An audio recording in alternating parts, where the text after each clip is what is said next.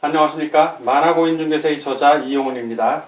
오늘은 부동산국어 제24강 시작강으로서 제3편 도시 및 주거환경정비법 5 사업시행 계획 인가에 대해서 같이 알아보도록 하겠습니다. 사업시행 계획 인가 첫 번째 사업시행 계획서의 작성입니다. 사업시행 계획서의 작성. 자, 이 사업시행 계획서의 작성은 작성자가 누구인가? 자, 먼저 작성자를 보면 바로 사업시행자입니다. 사업시행자가 사업시행 계획서를 작성을 해야 됩니다. 사업시행자는 고시된 정비계획에 따라 사업시행 계획서를 작성하여야 한다. 그래서 사업시행 계획서의 내용은 첫째, 토지이용계획, 건축물 배치계획을 포함합니다. 두 번째, 정비기반 시설 및 공동이용시설의 설치계획 등 이러한 것들 13가지가 나오는데 이 13가지는 우리 만공기본서 교재를 참조해 주시기 바랍니다. 다음 사업시행 계획의 절차입니다. 사업시행 계획의 절차는 우리 교재 순서 이대로 이게 절차입니다. 첫 번째는 인가 신청 전에 사전 동의를 받고 두 번째는 인가를 신청합니다. 그 사업계획서 제출을 하는 계획인가서 사업시행 계획서를 제출을 하는 게 바로 인가 신청하는 겁니다. 세 번째는 공람을 하고 의견을 청취하고 이런 과정이 다 마무리되면 인가를 받으면 이제 고시를 하게 됩니다. 인가한 거에 대해서. 자, 요 사업시행 계획 인가의 절차 첫 번째 인가 신청 전 사전 동의에 대해서 좀 알아보겠습니다. 하나씩. 인가 신청 전 사전 동의가 필요한데 첫 번째는 총회를 개최해야 합니다. 총회를 개최를 하고 그리고 이 총회 개최를 하고 조합원의 동의를 받아야 됩니다. 조합원 동의. 사업시행 계획 인가를 신청하기 전에. 그래서 원칙은 사업시행 계획 인가에 대한 총회의 의견이 필요합니다. 사업시행자, 시장 군수 등 또는 토지주택공사 등은 제외를 합니다. 이런 경우에는 사업시행 계획을 따로 받을 필요가 없어요. 본인이 본인에게 그 사업시행 계획 인가받은 꼴이 되기 때문에. 그렇지만 그 외의 경우 사업시행자는 사업시행 계획 인가를 신청하기 전에 미리 총회의 의견을 거쳐야 하며 인가받은 사항을 변경하거나 정비사업을 중지 또는 폐지하려는 경우에도 또한 같다. 즉 총회의 의견을 거쳐야 합니다. 자, 원칙이 그렇고요. 총회 개최 조합원 동의. 자, 이것은 원칙이 그런 거고 두 번째는 지정개발자인 경우. 자, 지정개발자. 자, 이 지정개발자인 경우에는 소유자, 토지 등 소유자 과반수의 동의하고 토지 면적 2분의 1 이상의 동의가 각각 필요합니다. 이 경우에는 토지 등 소유자 과반수의 동의 플러스 토지 면적 2분의 1 이상의 동의가 각각 필요합니다. 자, 보겠습니다. 지정개발자가 정비사업을 시행하려는 경우에는 사업시행 계획 인가를 신청하기 전에 토지 등 소유자의 과반수의 동의 및 토지 면적의 2분의 1 이상의 토지 소유자의 동의를 받아야 한다. 이게 기본적인 요건입니다. 자, 두 번째는 이제 조합이 없는 경우죠. 이게 어떤 경우냐면 재개발 사업을 하는데 재개발 사업 토지 등 소유자가 재개발 사업을 하는데 토지 등 소유자가 몇 명 미만? 20인 미만인 경우예요. 자, 20인 미만인 경우.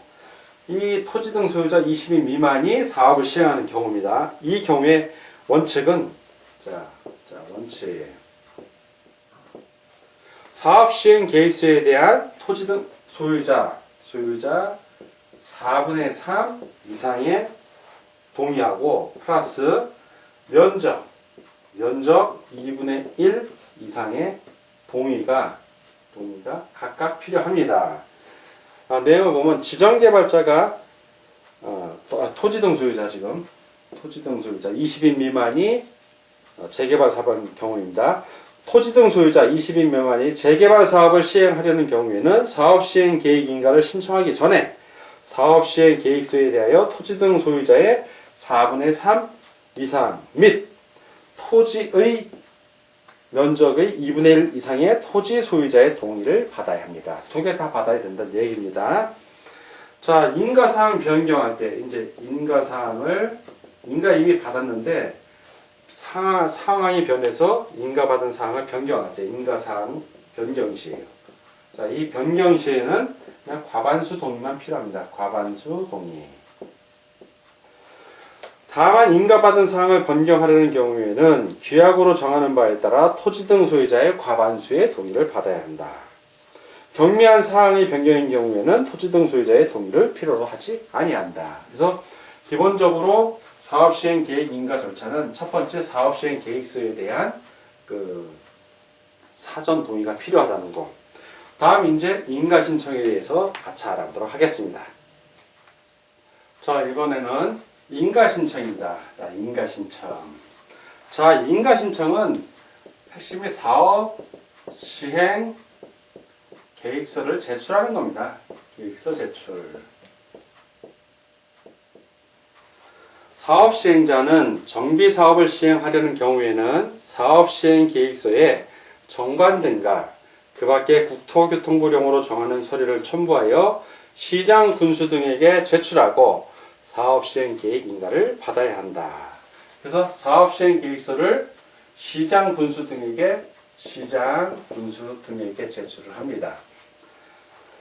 인가받은 사항을 변경하거나 정비사업을 중지 또는 폐지하려는 경우에도 또한 같다. 그때도 역시 시장 군수 등에게 사업시행 계획서를 제출해야 됩니다. 인가받은 사항 변경해서 시장 군수 등은 특별한 사유가 없으면 사업시행 계획서에 제출이 있는 날부터 시장 군수들은 사업시행 계획서를 제출했어요.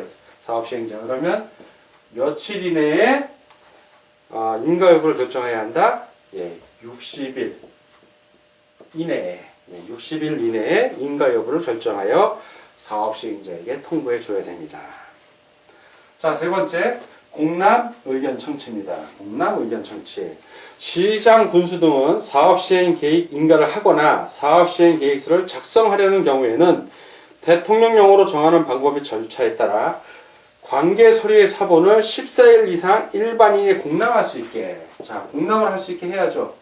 인가하기 전에 하는 겁니다. 인가하고 나서 하는 게 아니라 인가하기 전에 14일 이상 일반인들이 볼 수 있게 공람을 해야 합니다. 그리고 토지 등 소유자 또는 조합원 그 밖에 정비사업과 관련하여 이해관계를 가지는 자는 공람기간, 14일 이내, 공람기간 이내에 시장 군수 등에게 서면으로 의견을 제출할 수 있다. 구두로가 아니라 요때 서면으로 의견을 제출할 수 있는 겁니다.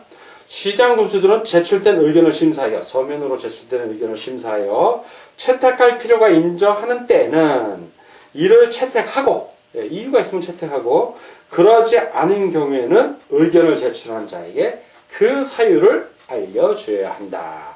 안 되면 안 되는지 왜 안 되는지 알려줘야죠. 자, 이러한 절차를 다 거쳐서 시행 계획 인가를 했어요. 하면 그냥 구두로 인가하는 것이 아니라 고시를 해야 된다. 고시. 그래서 사업 시행 계획 인가의 고시를 보면 시장 군수 등은 사업 시행 계획 인가를 하거나 정비 사업을 변경, 중지 또는 폐지하는 경우에는 국토교통부령으로 정하는 방법 및 절차에 따라 그 내용을 해당 지방자치단체에 공보해 고시하여야 한다.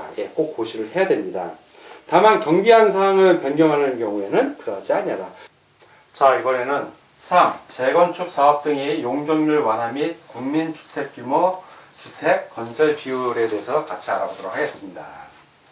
첫째, 적용 대상입니다. 어떤 경우에 적용이 되는지. 적용 대상. 이것은 과밀 억제권역에서 과밀 억제권역에서 시행하는 재개발 사업, 그리고 재건축 사업입니다. 재건축 사업. 과밀 억제권역에서 두 번째, 일외의 지역입니다. 일외의 지역의 경우에는 어떤 경우냐? 시도 조례로 정하는 지역에서 시행하는 재개발 사업 및 재건축 사업. 역시 재개발 사업하고 재건축 사업이 해당이 되겠습니다. 자, 그러면 용적률이 이제 완화가 되는데, 자, 용적률.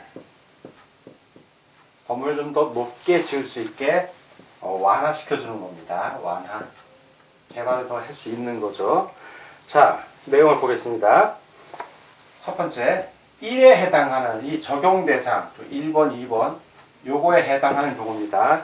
1에 해당하는 정비 사업을 시행하는 경우 그 사업 시행자는 정비 계획으로 정하여진 용적률에도 불구하고 지방도시계획위원회의 심의를 거쳐 국토법 및 관계 법률에 따른 용적률의 상한, 이 용적률의 상한을 다른 말로 법적 상한, 법에서 법적인 상한, 법에서 상한, 최고 한도로 정한 용적률이라고 합니다. 법적 상한 용적률.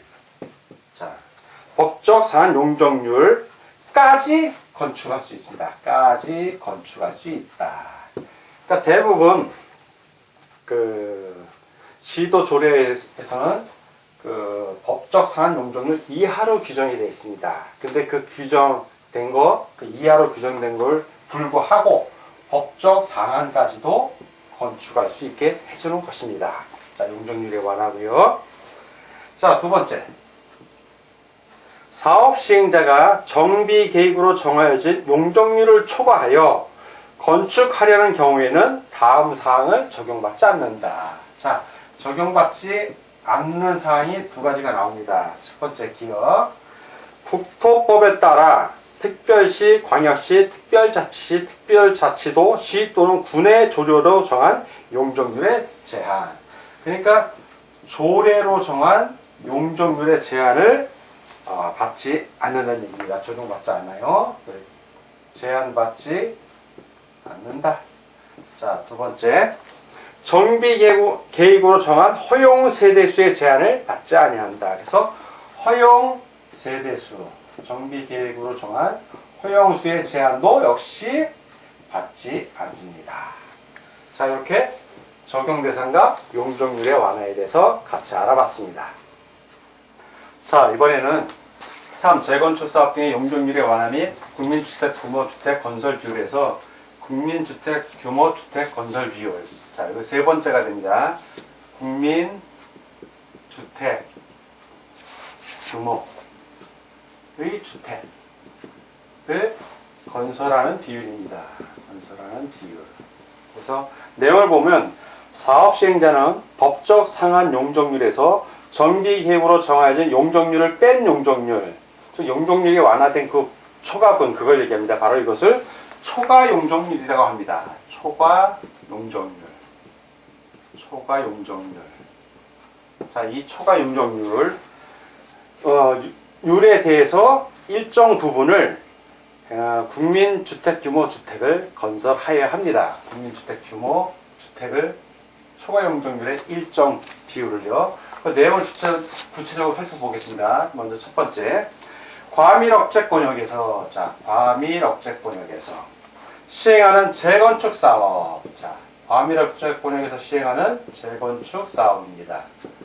사업은 초과 용적률의 100분의 30, 자, 100분의 30 이상, 그리고 100분의 50 이하, 100분의 50 이하로서 시도 조례로 정하는 비율. 그래서 시도 조례로 정하는 비율입니다. 조례로 정하는 비율. 이만큼을 국민주택 규모 주택으로 건설해야 합니다. 두 번째. 역시 과밀억제권역에서 시행하는 이번엔 재개발 사업입니다.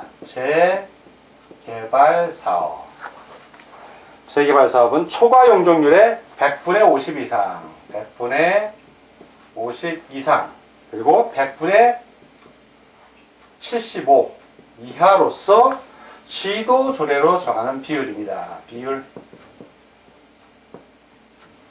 자, 세 번째는 과밀억제권역 외의 지역입니다. 과밀억제권역 외의 지역에서 시행하는 재건축 사업입니다. 재건축 사업.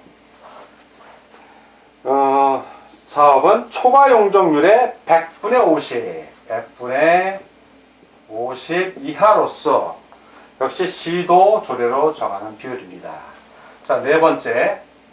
과밀 억제권의 외, 역시 또 외의 지역입니다. 외의 지역에서 시행하는 재개발 사업입니다. 재개발 사업은 초과 용적률의 100분의 75 이하로서